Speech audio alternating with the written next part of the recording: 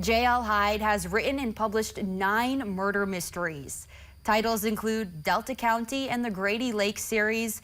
Both are set here in Michigan's Upper Peninsula. A recent title is The Bluff. We'll be talking about that in a moment. But first, I want to introduce you to author J.L. Hyde. I'm super excited to have her here on the show because I just finished reading Delta County this past weekend. And this was the first time I read a book over the weekend in years. Oh. So I was hooked. Super excited to talk about it, but I want to talk about your background because you grew up here in the Upper Peninsula. I sure did. I grew up in Delta County, hence the name of the novel. I moved away for 20 years to the south and just came back last year.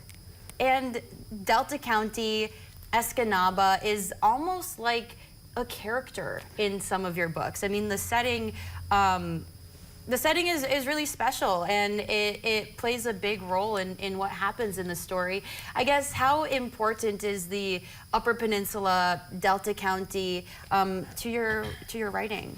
Really, it's everything, and like you said, it's kind of become its own character. I think like the atmosphere from the books has become its own character, and it's been really fun to watch readers find out that Delta County is a real place and come visit, so that's really exciting. And unfortunately, it took moving away for me to really realize how special it is up here, and once I realized that not everywhere is like the UP, I just couldn't wait to come back. I mean, that's a sentiment that I feel like so many Yoopers feel. That's something that I felt having grown up in the Upper Peninsula, moved away to college. That's when I realized just how special it is, and it's really a perfect setting for so many stories. But I want to go back to the beginning, before you published your first book. What did it take to I don't know, make that leap and write and attempt to publish your first novel? Losing my job. I was a corporate restaurant manager for 20 years. I lost my job a month and a half into the pandemic. And I think that's when I just said, something's got to give. I can't work these 70-hour work weeks anymore. I was stressed. I was very unhappy. And I just, the light bulb went off one day. I'm an avid reader. I've always loved to write as well. I wrote for my college newspaper. And something just kind of clicked, and I took the leap and published my first book. Was there a specific person that you may look up to, who you may read as you are a reader, that may have inspired you to take that leap after you may have lost your job? Sure. Well, there are a lot of authors that have definitely pivoted their careers, such as I have. But one that really stuck out in the early days was Colleen Hoover. She was a social worker for decades and took that leap and self-published a book. And then obviously has become the best-selling author in the United States the last few years. So I think just seeing her kind of take that leap and bet on herself was a huge inspiration.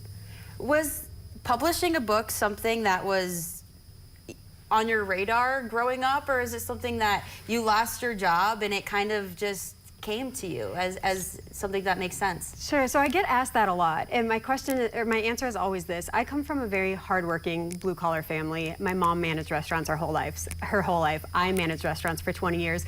I would say becoming a best-selling author would have been too big of a dream to even say out loud. So no, it was not. It was not a dream growing up. I think it just really took something dramatic happening in my life, like losing my job, that made me feel like, wow, something needs to change. And if I don't go for this crazy dream now, when am I going to do it?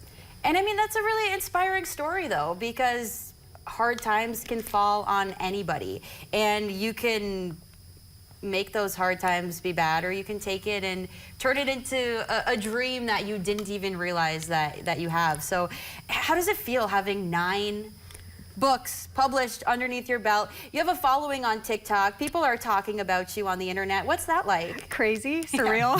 Yeah. I try to tell people, for the last 20 years I've been managing restaurants, nobody cared what I was doing. I had an anonymous life. I could go to the grocery store in sweatpants, and now all of a sudden the internet, the social media has just changed my life. And once those online book reviewers found out about my books, everything changed. And it's been, I feel like I've been doing this forever now, but really it's only been a few years. So life has changed very quickly for me. And just getting used to that new normal is pretty crazy. But luckily, 99.9% of people are so kind, are so wonderful. So I welcome the new friends.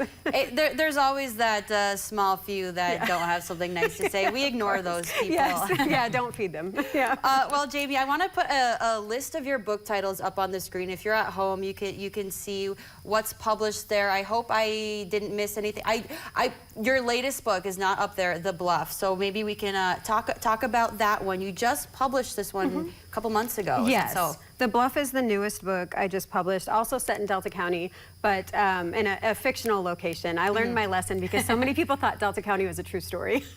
So I've learned to kind of keep the books in the UP, but maybe use some fictional locations. And it's about a very exclusive millionaires club and the people from the outside looking in and kind of their perception of what happens in this club, and then when one gets a job there, they realize it's a little worse than they even imagined. Ooh, yeah, well, I cannot wait to pick that book up. We have to take a commercial break, but I want to keep talking about your books, what's to come. You have some exciting things on the horizon, so we'll keep this conversation going when we come back.